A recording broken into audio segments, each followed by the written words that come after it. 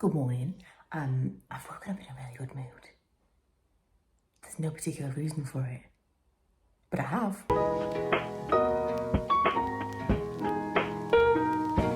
When I last left you, I wasn't filming anything, but I did clean all of the house. I de-Christmased, so I'd already got rid of most of the Christmas decorations, but the rest of them, like the big ones, the tree, that kind of thing, I got all of the decorations off the tree, but just like the last of it, I redid the snug, which I'll show you in a second.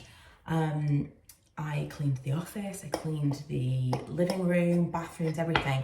And then before I went to bed, I laid out some clothes and I was almost giddy to wake up. There's little Manny. There's little Manny. Oh, did you tuck your little legs away? Your little feet. Oh, he's like, get off my hand, get off. Ella found these toys in TK Maxx just before Christmas. There's a set of like 3 bits of sushi and he absolutely loves these. He likes like a little Zoom, like a Disney Zoom style toy, like something like this that he can kind of like just about get in his mouth because he's just, he's little. But this, because it crinkles, he absolutely loves. And then we discovered that they were cat toys. He tucked his little hand away so I can't mess with it. Yeah, there were cat sweets, cat treats in the box of those little toys. So apparently cat toys, but hey, I've always said Manny is quite cat-like. So it's Wednesday morning. I believe both of the children are back to school today. Time will tell. I am working. Oh, let me show you the snug. This is my view when I sit here. And I always feel like this. I mean, it's an awkward area. Part of the problem is Mum and Dad had the TV hung on the wall, which made a lot of sense because they had a lot of stuff in this area, like loads of storage units and things. Same as we did in the living room. We were both living with, a small amount of space and we had to maximise it. But the TV is too high on the wall for me. It's also got a really big, bulky thing because it can tilt all the way out.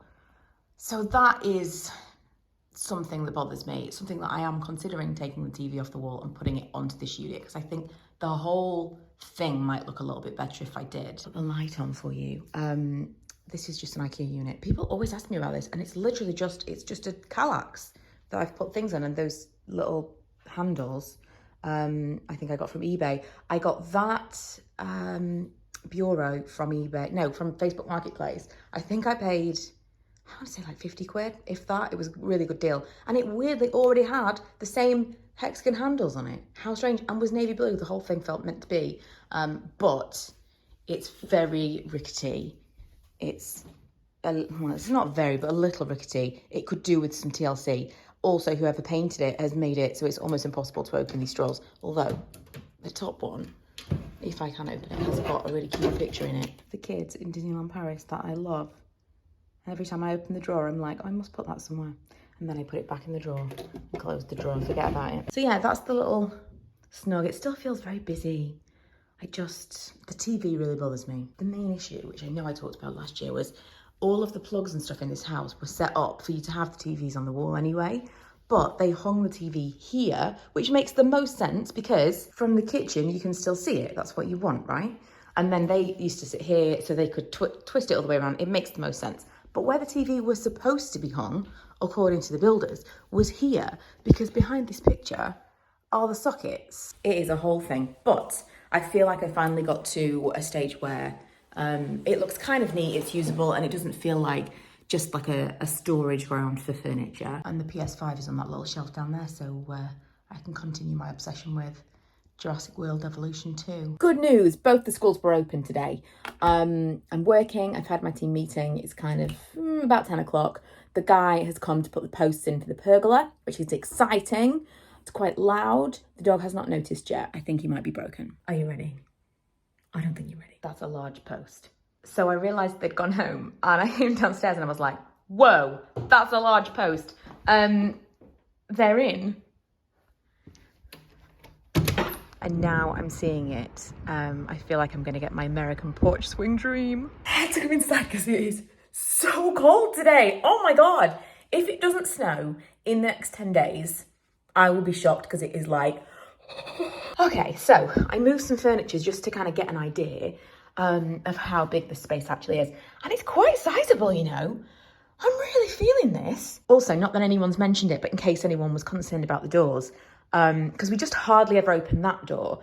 This one we use a lot. But my idea would be to kind of put some furniture here. Still not, I'm like, I was outside for about a minute and I'm so cold. Anyway, the idea is to put some furniture kind of here. And then obviously we could have stuff here if we want to, when we know we're not going to use the doors, but just for like on a regular basis.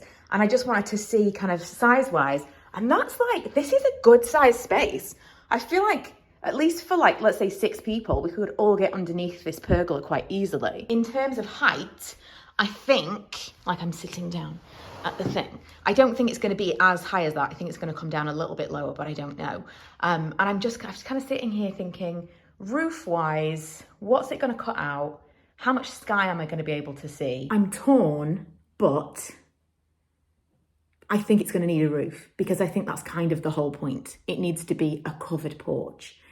Oh my God, a covered porch with a porch swing. I'm going to lose my mind. I cannot believe how cold it is. To go back to what I said yesterday, Lee came home from work and said, it's going to snow, you know, because, you know, I don't keep up with these things. In an office, everybody always knows when it's going to snow. When you're working by yourself, not so much.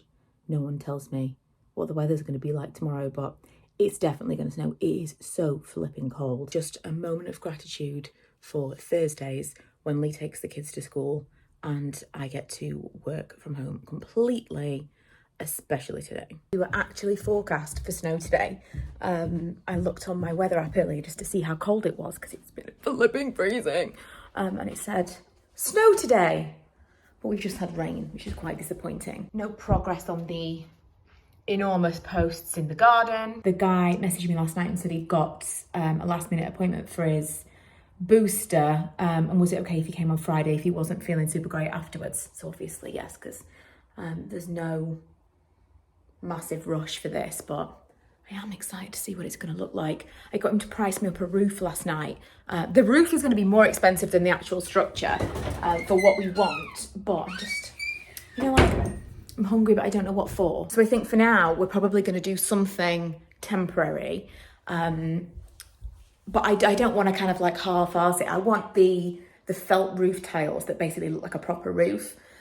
So I think I'm going to wait until kind of like spring, summertime to do that. And for now, we'll just have the actual pergola. So then eventually it'll become like a proper covered patio. But I'm really excited for it to be actually a full structure.